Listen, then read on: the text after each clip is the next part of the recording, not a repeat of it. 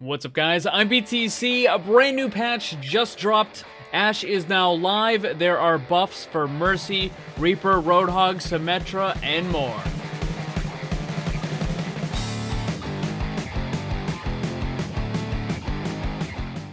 The first and biggest part of the patch is that Bob is now live and available to play, and I guess he brought Ashe along with him as well. I'm not going to talk too much about the character right now. I do have a full guide that I'm working on. It goes through all of the abilities, the damage, the distance, fall-offs, tips, tricks, all that sort of stuff.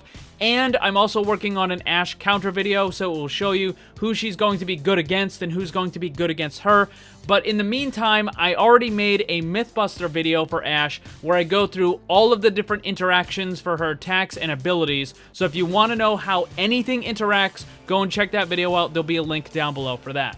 Moving on to hero balance changes, we'll start with a general change. This is actually kind of important. They made the jump height consistent across the entire hero roster. What this means is certain characters used to be able to jump a little bit higher than others so you could get up on top of objects and walls and that sort of stuff. But now you won't be able to do that. So if you find yourself all of a sudden not able to jump on something, this is why.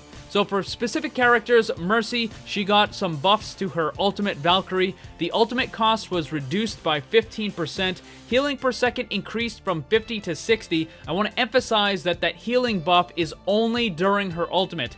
Also, the ultimate cost reduction is a buff right now, but it's kind of to compensate for a hidden nerf that we had just recently. Because when they reduced her regular healing from 60 to 50, it made her get her ultimate a little bit slower because she was healing less overall. So now they reduced the cost of the ultimate to kind of compensate that. So she's going to be getting her ultimate a little bit faster than she is, or she was yesterday in the previous patch. But it's basically going to be about where she was when she had 60 healing per second. So it's not like this is any big dramatic buff or anything. It's just kind of bringing her back to where she was before. Next up is Symetra, the photon projector. Her primary fire beam now charges 20% faster. So this is definitely a pretty significant buff. Symetra is still in a little bit of a difficult spot.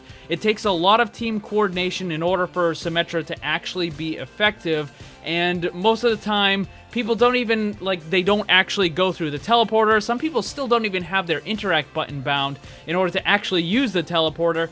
I don't know if this is going to be quite enough. It's definitely going to make her a lot better at dealing with barriers, but I think that Symetra probably needs a little bit more of a buff even after this. Next is Reaper, Hellfire Shotguns, spread randomization reduced by 50%, spread pattern adjusted, I'll explain that in a second, and then the Reaping, which is his passive, lifesteal increased from 20% to 30% of damage dealt.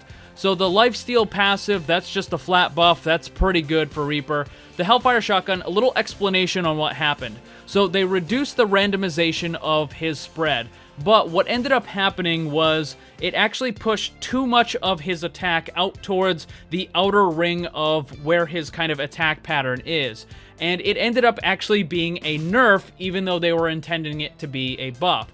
So the whole spread pattern adjusted thing is they took some of the attack, because imagine that Reaper's attack is basically a dot in the center, and then it's got a ring, and then another ring around it. What they did was they moved some of the shot from the outer ring and moved it towards the center, which means now you're going to have more of those pellets hitting the enemy. So overall, it is a damage buff simply because they're going to get hit with more of those pellets. That's what that means. Now, you would think that Reaper would be good at dealing with the triple tank, triple support, the goats, the brawl comps that we end up having, but the truth is he's not, and the reason is because he has to be in such close range that he just gets completely destroyed before he can really do anything effectively. You can't use your Wraith form to get in, because if you do, then you have nothing to escape with, and using your teleport to try to get in is just gonna allow you to get instantly destroyed. So the problem is Reaper's teleport is just not really good. It's probably the worst ability in the game, and I think until they go and they address that issue, Reaper is still going to be problematic. So yes, these are some nice buffs for him. Is he going to actually be more effective and counter the goats and the other brawl comps? Probably not, unfortunately. Roadhog, he got a whole bunch of buffs. The chain hook decreased the delay before pulling a hook target from 0.5 to 0.3 seconds, greatly reduced the target's momentum upon being hooked, and the cooldown now begins immediately instead of after the turret has been pulled. I'm going to go through these one at a time as I'm going through it.